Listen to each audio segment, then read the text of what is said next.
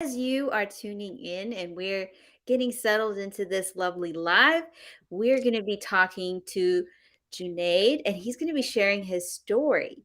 But I want to tell you something interesting. I want to make sure that you get a notebook.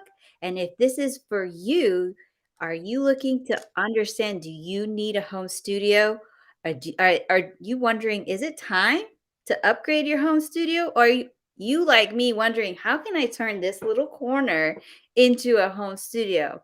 So let's get into this live. Let me introduce you to my guest. He's a UX designer turned podcast host, content marketing coach, home studio expert, YouTube branding coach, cyclist, beekeeper, and father of three. His little one that's going to be 4 in 2 days, and he has to go to Party City to pick up something. So we're going to start, we're going to get this party started quickly. And there she is, our special guest. Say We're going to hi. get into Junaid Ahmed's story. But before I bring him on, my name is Shri, and I love, love, love interviewing entrepreneurs from all over the world, from different industries, and getting to know who they are. So, Junaid, tell us a little bit about you and how were you introduced to Honeyflow? All right. Thank you, Sri, for bringing me on to your amazing show.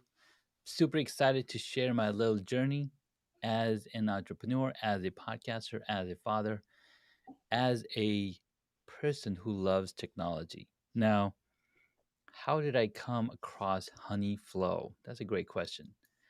Now, Honey Flow, if nobody knows, was a Kickstarter project that was launched on Kickstarter.com. Now, the reason it piqued my interest was because back in 2012, our allergist told us, "Hey, you need to get some local honey for your kids." Because my 2-year-old kid, had a lot of allergies, and he said honey is gonna help with seasonal allergies. So I filed that away. Okay, local honey. Where do we get some local honey? Now, if you are a normal person, you would just go to a farmer's market, but I'm not normal. So I was like, I need to get me some beehives or something. But anyways, I filed it away. A few years later, a couple years later, a friend of mine who was setting up his farm was like, "Hey, Junaid, can I borrow your GoPro? I've got these like a few beehives coming to my farm, and they're gonna help pollinate." I was like, "What? You can rent bees?" He's like, "Yeah, yeah. They just come, they drop off these boxes, and the bees go to work, and then a few days later, they'll come and take the bees." Like, whoa, mind blown. So when I gave him the camera, he shared with me the video of all the things that were happening. I'm like, whoa, this is pretty exciting. Now, as a avid Kickstarter backer, I've been backing projects and probably backed almost 280 projects on Kickstarter in the past 7 years.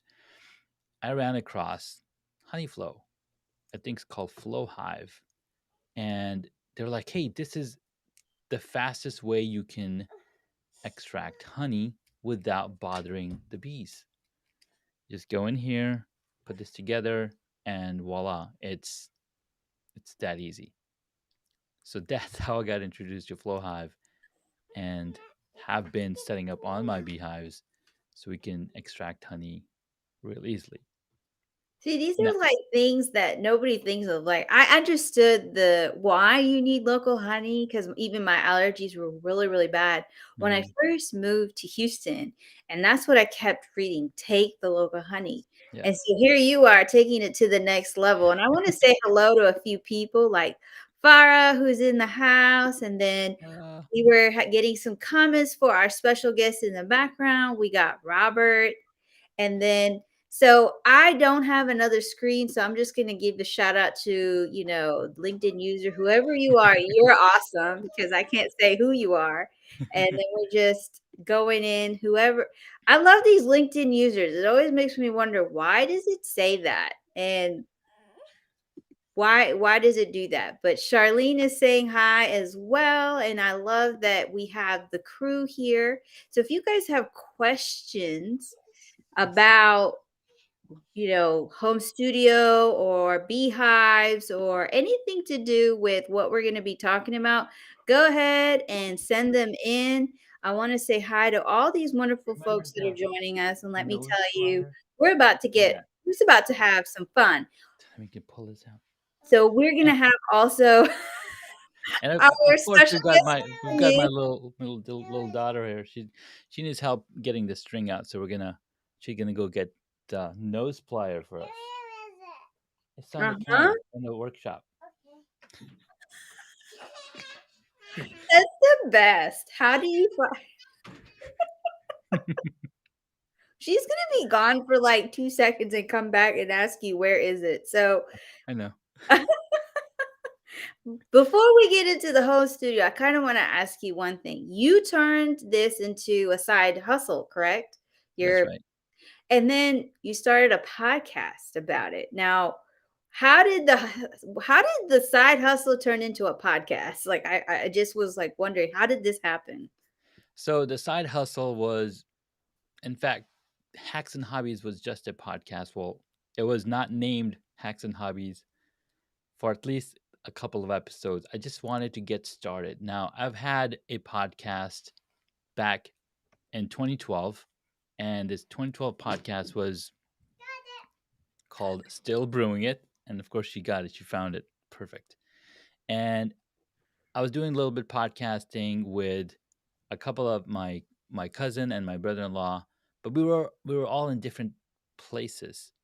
Now, in 2018, Gary Vaynerchuk told me in his book, just document your journey. Now, I Mhm. like to say he told me, but it sounds cooler. But I was reading his book, and at the end of the book, he said, just document your journey. If you don't have a story, just document your journey. She did it herself. Look at that. She's awesome. Love it. We There give you her go. if there anybody in the Nice. audience, let's give her a hand clap because she figured it out by herself. Woohoo! She's 3 going on 4 in 2 days, and she Good figured job, how to Danielle. do this by herself. So I was like, hey, I want to start documenting the journey. The thing that I was just done doing was learning beekeeping. So I was like, hey, let me just start talking about beekeeping because that's something that I'm going through actively. And so for 1 year, I just talked about beekeeping to myself in my car while I drove back and forth from work. And as I'm doing this, I was like, hey, I want to talk to other people. I think that would be more cool than just talking to myself.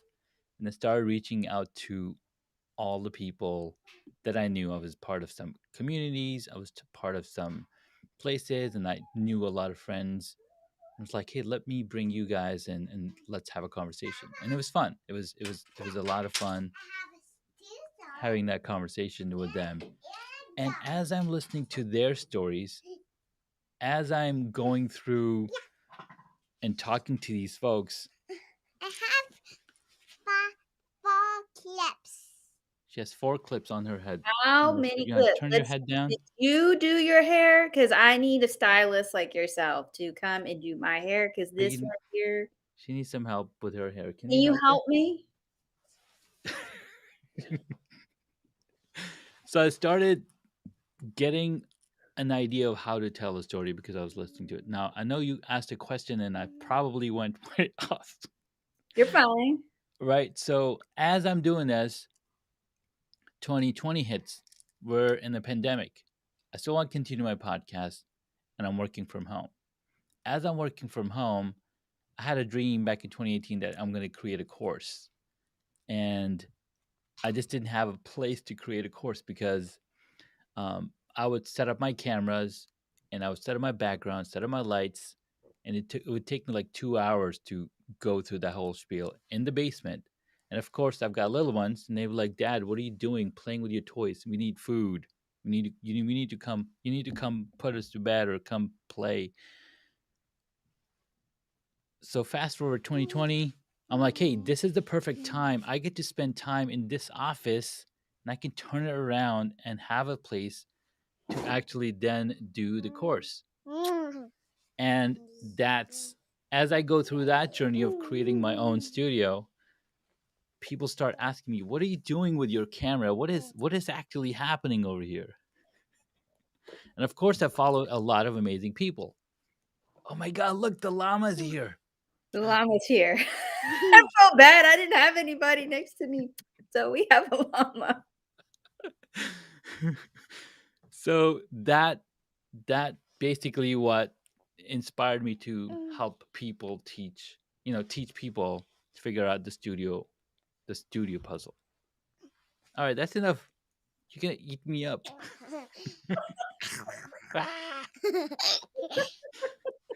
So we even had Juma coming in and saying hello. So hey Juma. Hey, And then Juma. Nice to we see have you, brother. Russ coming in. So, And Russ. and I'm saying if you have a llama or a kid that wants to join in the conversation, Yes. please, we would Please love bring to him in. have them join us. So we already got questions coming in about the home studio. So I'm going to go ahead and ask those to Yeah, you. let's hear it out. So we have Robert and what is the first step to take in developing a home studio? Well, that's an excellent question, and that's something that I thought about a lot. The first thing that I did was, first thing that everybody will ask is, "Hey, what camera should I get? I want to set up my home studio." Well, that's the last question that I would ask, because think about this: when you enter a brand new house or an apartment, what's the first thing that you do? Oh, you put up light. Yeah, we turn on the lights so you can see what's happening. You put on the lights. So the first thing that you want to do to set up your studio, you want to get some lights. You want to figure out where the windows and the doors are, so you're not you're not looking out those windows through the camera. You want to turn the lights on. So And that then we work on the audio portion of it, because they want to be able to hear you. They want to be able to see you, hear you, and then, that's the first couple of things that you want to think about. Hmm. So, for those joining in, we're getting to learn more about your home studio. We have some extra guests that have come in. We have the llama, we have Yeah, we got Princess Lama, we got here. Tanya here. So, we wanted to bring more for, while you're joining us, you get a little bit more entertainment, not just learning about home studios. So, we my name is Shri, and we're going to get into this next question. I'm going to let you answer that because that's a I mean, I'm like looking at it like, wow. I want to set you info regarding using NDI in your studio. I want to know if you have expanded and integrating NDI in your system. So, are you talking about being your best on camera? Oh, the llama has black feet. He has We black don't have socks. socks, but we would like to know in the audience what kind of socks, if Yeah, you're wearing what kind of socks, socks are are they you wearing? wearing? That would be pretty cool to answer. You're pretty flexible, lifting up your leg all the way up here. This is pretty cool. So, yeah, NDI is another way that you can bring in a lot of different video sources to your system, but you gotta have some kind of way to. Oh, sorry, she wanted water. You gotta have some kind of source of some kind of software that can, switch between those NDI cameras. Hopefully that answers the question, but that is a more advanced question. We can, just reach out to me directly. Don't break my stuff over here.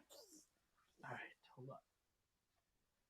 Yeah, you can reach out to me directly, and I can help you figure out the NDI question. Well, we got somebody who already answered. Florence, I'm wearing red sock with the love logo. Love it. Ooh, nice. And so I do want to ask you, how do we go and connect with you if we're, for the NDI question, how do we how do we reach out to you? What would be the best place? So, oh, we have another guest here. We have Lightning McQueen, Yes, who's, like but me. he's missing his eyes, and he's missing a bunch of other stuff over here.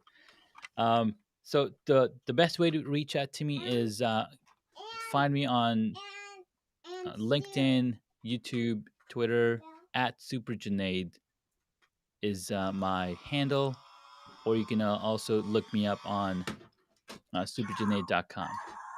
but I'm Nice. on. I'm on. Yeah, can make a lot of sounds. So we have more questions Okay, coming. Danya, can you keep it down so we can have a conversation here? Thanks. I love it. It's okay. I mean, hey, we're all we're even giving acknowledgement to the llama. Thank you Llama very llama red pajamas. Yeah. Yeah, so we have another question from Robert. This is awesome. Because I know for you, your kids Mm-hmm. were smaller when you started building this out. I mean, That's your right. youngest one here was like 1 when you started really building out doing your podcast. Yeah. So to soundproof an area, you want to you can get, especially, I mean, it all depends on, hey, are you going to be live streaming or are you going to be just recording audio? Because if you're just recording audio for a podcast specifically, you can actually go directly into your closet. You got a lot of clothing in there, lots of soundproofing and sound absorption, and you can record really good audio. But if you are doing a video and you want to solve that hard to, controlling the sound. Now, soundproofing is totally different than sound absorption. What I've got in my studio is sound absorption, meaning any sound that coming out of my mouth is either going directly to the microphone, and if it is going out to the walls, it's not bouncing back and coming back. So that's where we have these foam tiles back here, and that's what they do. Now I do have this big wall over here, and to break up flat surfaces, I've put up these little posters so they help break up the surface as well. In Good your job, Tanya. original room design, you didn't have all of that, right? Correct. So what made you decide to do that? For those of you who are like, you're slowly building out, Yeah. how did you come up with that idea? Well, I've been following a lot of different people, and I was inspired by other people. I watched Pat Flynn, and all of his courses. He would be sitting in front of this wooden wall, like wall with wood panels. I was like, ooh, I want that. How do I get that? So then I was like, okay, looking at all these different things, and I found these floor. These are actually floor material. So I just put this floor material on the wall. Now you will notice that it does have like a little reflection over here, Yes. reflecting. So there are other panels or other wooden walls that don't reflect. But I was like, hey, this is already up. It's got a nice look. I don't need to, like, there's, tell you what, no matter which level you get to, there's always going to be something like, oh, I wish I could do fix that part over there. I wish I could fix that part over there. Like I was trying to turn my third camera on, right? Earlier when we were in the green room. It's not working. So I'm like, you know what? It's okay. Gotta go. You gotta make what you have work. I mean, I've made some dents and some scratches in the wall, but we're gonna make we're gonna just and when my daughter came, she was like, "Mom, what did you do to my wall?" I was like, "We're just not nothing happened. It was the llama's fault. Nothing happened." Yeah. We Yep. have Exactly. another question. How important is room treatment and where should you start your acoustic treatment? And room treatment and acoustic treatment are amazing ways to really clean up that sound. Uh, the easiest way to deaden the sound in the room is number one, get some rugs. If you have hardwood floors, get some rugs, get some curtains for those nice, pretty windows. They're going to break up that sound. Now, if you're still not able to break up that sound, you can cover the ceiling with some tiles. Now, there's the square tiles, there's the wedge tiles, there's all sorts of tiles that you can attach. They even have these nice, pretty ones, these hexagon ones. And I know Steve Wardy's got a really nice hexagon wall behind him, so it looks really pretty. So you can, there's many different ways to treat that room. The thing is, you can only go so far with treating a room. Once you've gotten to a level like sure, you can put a sound absorption or a soundproofing block on your door, totally block the sound. but you can also invest in a good microphone. Now, the microphone that I'm using is a USB powered microphone, and the pickup pattern is so it only captures sound that's in front of it. So my if my daughter's in the other room screaming, you might hear a little bit, but not all of it. It'll my sound is much closer, so it'll be captured much more effectively. We already have a request for the llama to come back. Thank you, Candy. Thank you, Sweet. Candy. I do wanna ask about the lighting in the background. Because what if you're starting and we were talking about lighting, Mhm. did the lighting that you use that's in front of you come first, or were you building from the back and then going forward? So I started with the lighting in the front because let's say I turn off the lights in the back, right? The lighting in the front helps highlight the talent on the camera. Who's the talent? We're the talent, right? Lighting in the background, what that does, it separates the the talent from the background. It creates that separation. Now I've got multiple things going on. I've got a hair light that you can see. So if I turn off that hair light, now I'm blended in the background. Mhm. So adding any type of light in your background is going to separate you from that background, help you pop out a little more. And then the different camera, right? So the camera that I'm using is also creating that blur effect because it's right. So there's multiple levels of separation that lighting can alone do without you having to spend a ton of money on a camera. Would you say, like, when you're thinking about starting or creating your home studio, like, what would be a perfect, not a perfect, but what should we keep in mind as a budget? That's an excellent question. I would say start with all that you have already. What do we all have today and tomorrow and for days to come? We all have smartphones. Smartphones are great cameras. They do an excellent job. All they need is a light. All they need is a little bit of light. So start with your lights, get a nice microphone. You can even use your smartphone as a camera with your desktop. Mm. So putting it all together, now you've got a basic way of starting to do live streams, starting to record videos. And Sri, the best thing that anybody can do before even spending any money is just start showing up.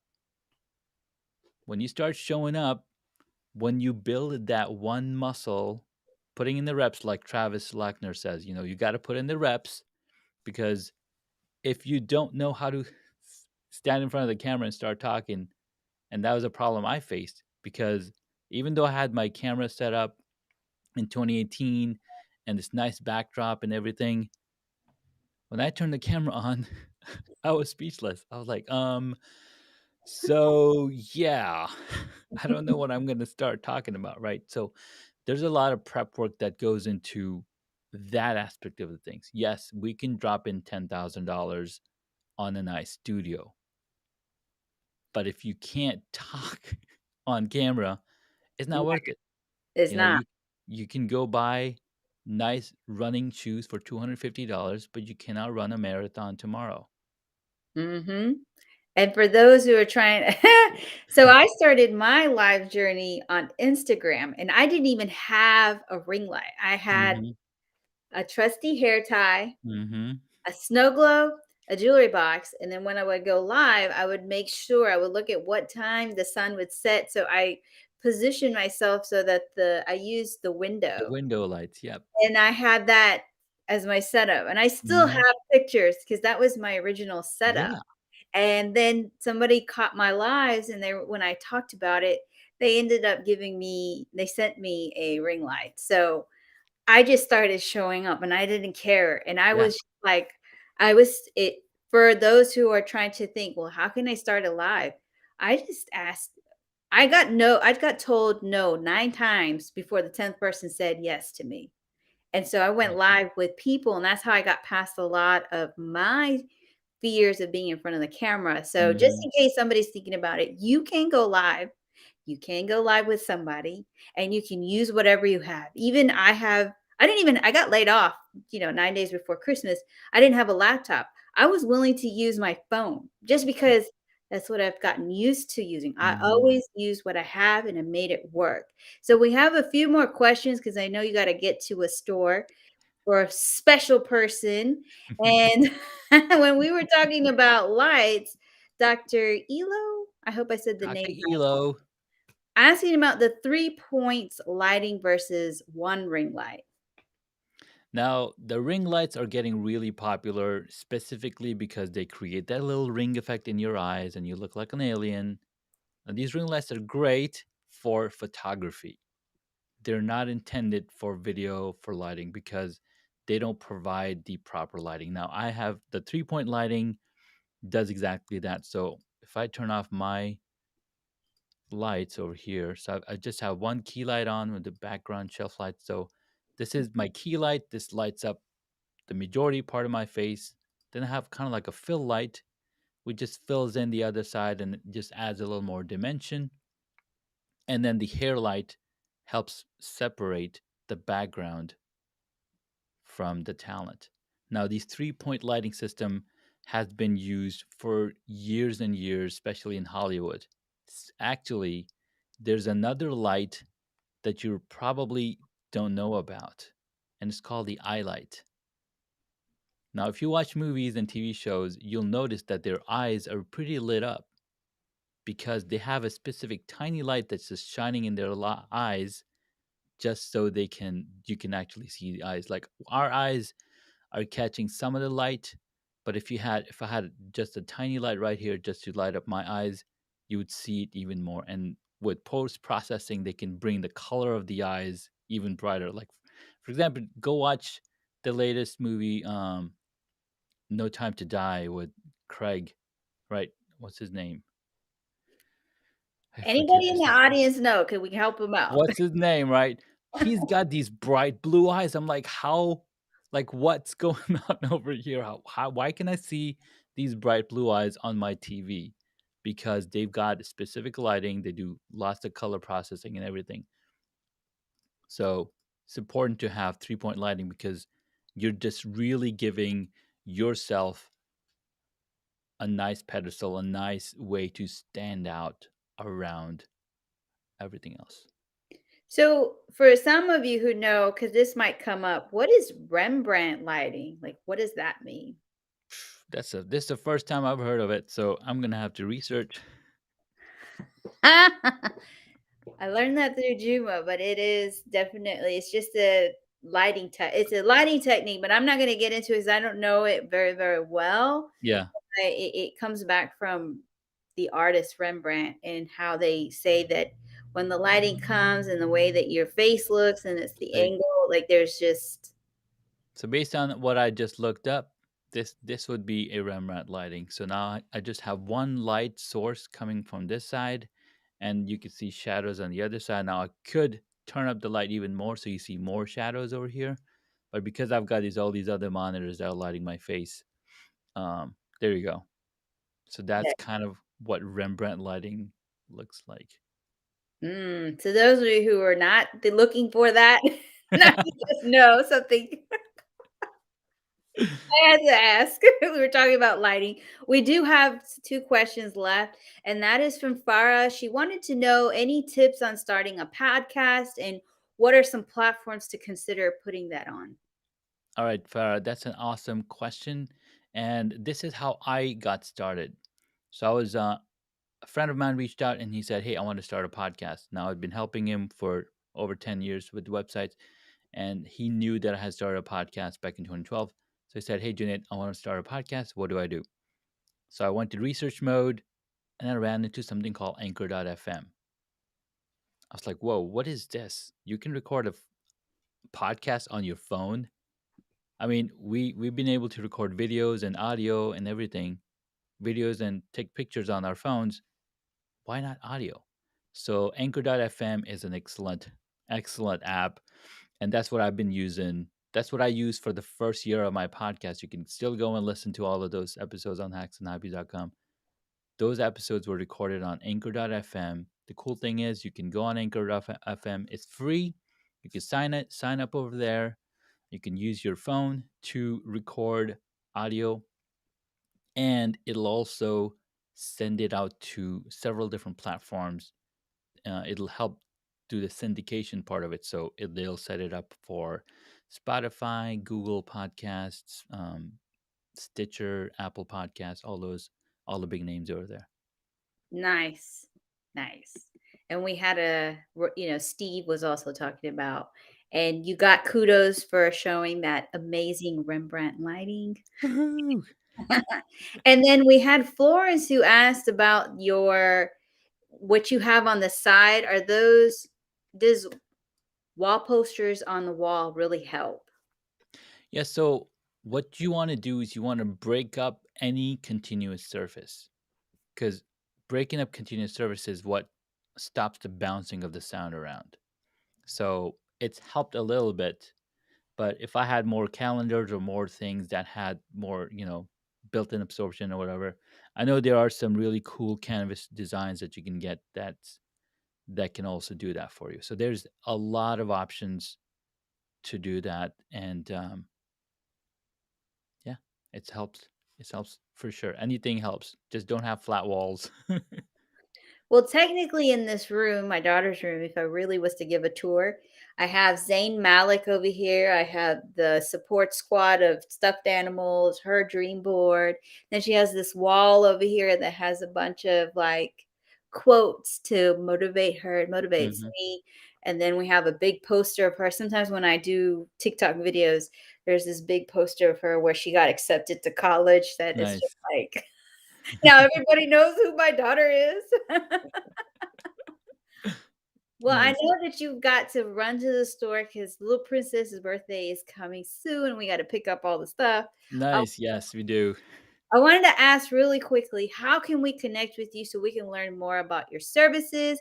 And if we have questions, even those who are joining the live or the replay, you have questions, how can we go and ask you?